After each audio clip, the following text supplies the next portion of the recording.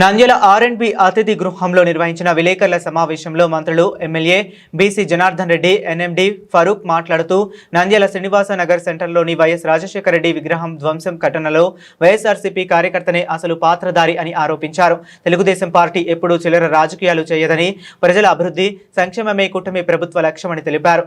ఉనికి కోసం రాజకీయాలు చేసేది వైఎస్ఆర్సీపీనని, ప్రతి అంశాన్ని రాజకీయ కోణంలో చూస్తుందని విమర్శించారు. రెడ్ బుక్ ఎవరినైనా వేధించేందుకు కాదని, తప్పు చేసిన వారిపై చట్టపరమైన చర్యలు తీసుకోవడానికేనని స్పష్టం చేశారు.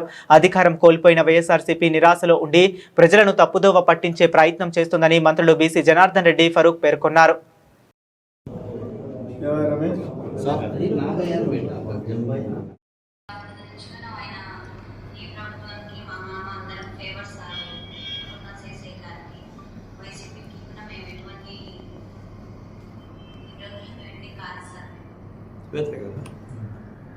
మళ్ళీ వైసీపీ పార్టీలో పోయేవాళ్ళే కదా, తన భార్య స్టేట్మెంట్ ఇస్తుంది, చేస్తా ఉన్నారు. వాళ్ళే వైసీపీ ప్రభుత్వం తన భార్య చెప్తా ఉంది స్టేట్మెంట్, పునఃశేషే గారి అనుచరుడు. మళ్ళీ ఇవన్నీ తెలిసి కూడా ఈరోజు వేయాలని అనుకుంటా ఉన్నారు. అధికారం కోల్పోయిన తీర్లు మార్చుకోవాలి.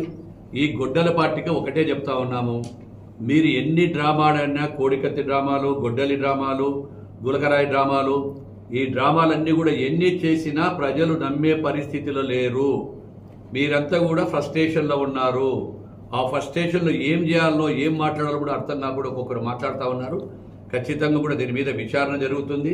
విచారణ నిజాలన్నీ కూడా బయటకు వస్తాయి. ఏ రోజు కూడా మేము ఏ నాయకుడిదైనా సరే మేము సమర్థించలేదు. ఇప్పటికి కూడా చెప్తా ఉన్నాం, ఆ పని చేసినటువంటి దాన్ని సమర్థించలేదు. మేము మా నాయకుడు కూడా ఖండించారు, సమర్థించలేదు. బట్ మీరు చేసుకొని మీ కార్యకర్త చేసి మీ వాళ్ళు చేసి మా మీద బురద జరగడం కరెక్ట్ కాదు. త్వరగా విచారణలో అన్నీ కూడా తెలుస్తాయని చెప్పి తెలియజేస్తా ఉన్నాం. Thank you. చుట్టావా నాకు? ఆయన బిడ్డ సొంతం, అందుకే నీ అక్కనే నీ చెల్లెలో ఆమె చెప్తాను, నీ అక్క చెప్తుంది, నీ చెల్లెలు చెప్తా ఉంది. అయ్యో మా మానేని చంపినాడు, ఈయనే మంచిన అన్ననే అని. అంతకన్నా సాక్ష్యం చెప్పాలా? అంతకన్నా సాక్ష్యం ఏమైనా ఉందే? మరి దీనికి సాక్ష్యం ఉందే? సొంత అక్క చెల్లెలు చెప్తుంటే వదిలేసి, వాళ్ళ అమ్మాయి చెప్తుంటే వదిలేసి, ఇక్కడ ఎవడో చెప్పిన దానికి పట్టుకొని ఇవన్నీ ఆరాధన శక్తులను సృష్టించడానికి ఆ రోజు అధికారం ఉంటే మా మీద, మా పార్టీ మీదనే, మా నాయకుడి మీద వేశారు. కాబట్టి మా నాయకుడు స్వచ్ఛంగా ఉన్నాడు. ఆయనకి సరిపోవు. హైదరాబాద్లో ఈరోజు దంగా ఫసాదులు లేవు, గొడవలు లేవు. ఈరోజు హైదరాబాద్లో కమ్యూనల్ రేట్సే లేవు. నేను కూడా ఆయనతో పాటు మంత్రిగానే ఉండా కదండి. మళ్ళీ ఇప్పుడు ఎట్లా ఉంది హైదరాబాద్ డెవలప్ అయ్యే కారణం ఏమి? ఆయన కష్టపడినాడు, రూపకల్పన చేసినాడు, దాన్ని ఒక శిల్పిగా తయారు చేసినాడు హైదరాబాద్ను.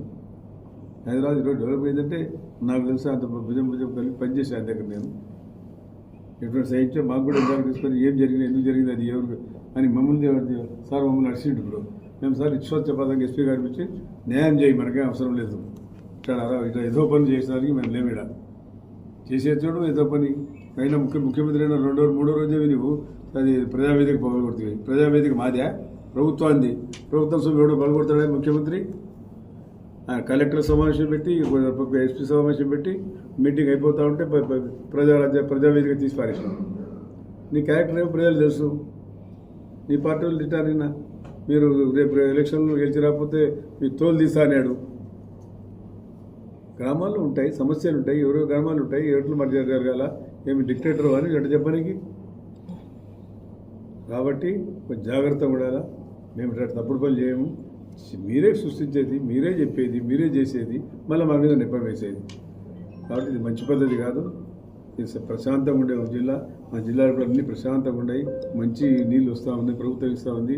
బాగా మనము రాయలసీమ ప్రాంతంలో బాగా మంచి జిల్లా ఇది.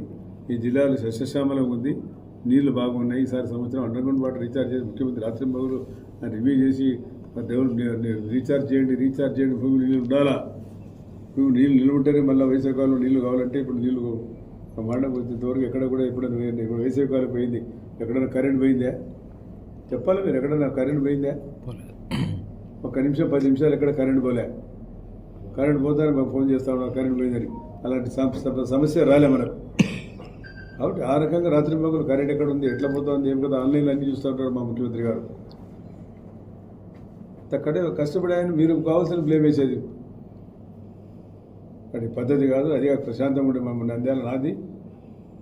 నేను 9 సార్లు నిలబడేయడం మీకు తెలుసు. ఎప్పుడైనా జరిగినా ఇట్లాంటి ఇన్సిడెంట్లు మీరే చేసి మీరే మా మీద ఎత్తేస్తే ఎట్లా? మాకేం పని లేదా ఇంకా అంతకన్నా మీ లెక్క నిర్ణయాలు చేసినారంటే ఎవరి పేరు రావాలా? మీరు ఆలోచన చేయాలా? మనం అట్లా పని చేసిన వాళ్ళమా? మేము ఇంకా శాంతిని కాపాడేటోళ్ళము, పీస్ఫుల్గా పోయేటోళ్ళము, ఒంటరిగా పోయేటోళ్ళు. నేను నాకు ఆర్భాటం లేదు, పాడు లేదు.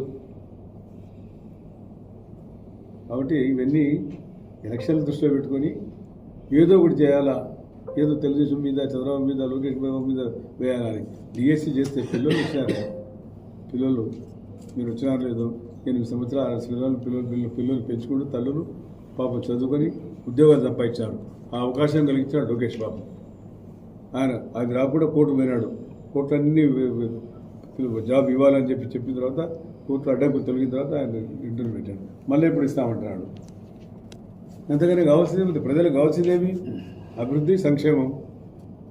ఈ రెండింటికి కట్టుబడింది తెలుగుదేశం. అంతేగాని ఇట్లాంటి గుడ్డెల పార్టీలతో ఉంటే వెంటనే రాష్ట్రం అభివృద్ధి కాదు, ఇంకా పాతాలను పోతుంది. ఇప్పుడే పోయింది, ఆడిపోయినా మనకే తెలుసు. కాబట్టి చాలా సంతోషం. నంద్యాల ప్రాంతాన్ని నేను కోరుకునేదంటే ప్రశాంతతను కాపాడండి. మా నంద్యాలలో ఇటువంటి ఇష్యూస్ తీసుకురాకపోయినా మీరు ఎక్కడెక్కడి నుంచి వచ్చిన వాళ్ళతో ఇక్కడ ఉండి మా ప్రశాంతాన్ని మీరు ఉంటారు, వెళ్ళిపోతారు. శాశ్వతంగా ఉండేటప్పుడు మా పరిస్థితులు చాలా ఇబ్బందికరంగా ఉంటాయి ఇక్కడ. కాబట్టి ఈ పార్టీ చేసే పనులు ఇక్కడి నుంచి ఎందుకు మీరు వచ్చింది దరిద్ర పాలన చాలా నీచమైన ఆలోచన ఇది.